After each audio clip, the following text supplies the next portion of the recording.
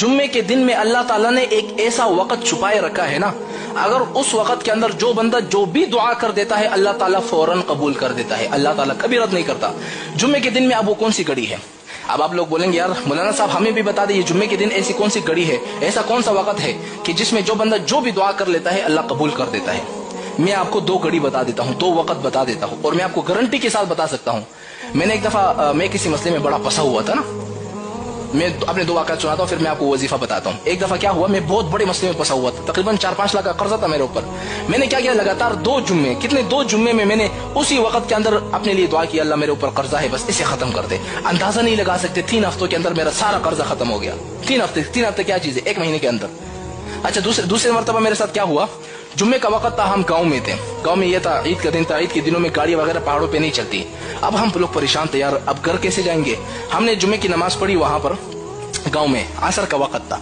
मैंने उसी वक्त मैंने जब दुआ कर ली ना, जिस घड़ी को अल्लाह ताला ने छुपाए रखा है, जब मैंने उस वक्त में दुआ पढ़ ली, आप अंदाजा लगा लें हम हैरान रह गए। एक गाड़ी हमारे ऊपर से गुजर रही है, यानी पहाड़ों पे गाड़ी चलती रहती है और हम जैसे मोटे आदमी की फिर पहाड़ों पे चढ़ नहीं सकते हैं, हमारे लिए बड़ी मुश्किल होती है क्योंकि हम पूरी जिंदगी शहरों में घूमे होते हैं। तो इसलिए मैं आपको बताता हूँ, आप अंदाजा लगा ले ऊपर से गाड़ी आ रही है।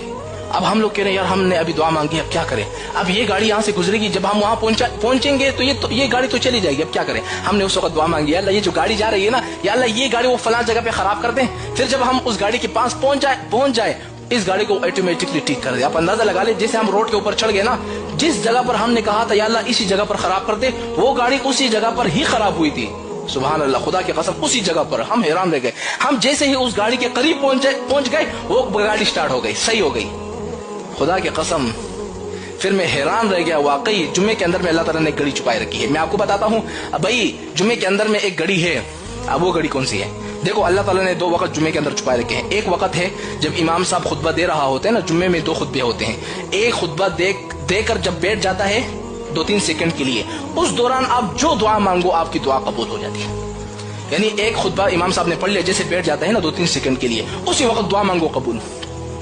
अच्छा दूसरा वक्त कौन सा है जो अल्लाह ताला ने घड़ी छुपाई रखी है, आपकी दुआ कबूल होगी। दूसरा वक्त है जुम्मे के दिन असर की नमाज के बाद अपनी जगह से आपने उठना नहीं है। जैसे आपने नमाज पढ़ ली उसी जगह पर आपने बैठ जाना है और उसी वक्त आपने जो भी दुआ मांग ली ना, आपकी दुआ फौरन कबूल हो जाएगी। क्योंकि मेरे साथ मैंने आजमाया हुआ ये चीज, मुझे पता है। आप आजमा कर देख लो, जुम्मे के दिन जब आ जाए ना, जुम्मे के दिन 2 खुतबे के दरमियान दुआ पढ़ लो और असर के बाद अपने लिए जो दुआ मांगो, कबूल ना हुई ना, फिर आप मुझे कह सकते हो कि मौलाना साहब आप तो झूठ कह रहे हैं। अगर तो कबूल हो गई बस हमें दुआएं करते रहना कि मौलाना साहब ने हमें 2 वक्त बता लिए, 2 घड़ी बता दी है कि इस घड़ी में जो बंदा जो भी दुआ करेगा कबूल हो जाए।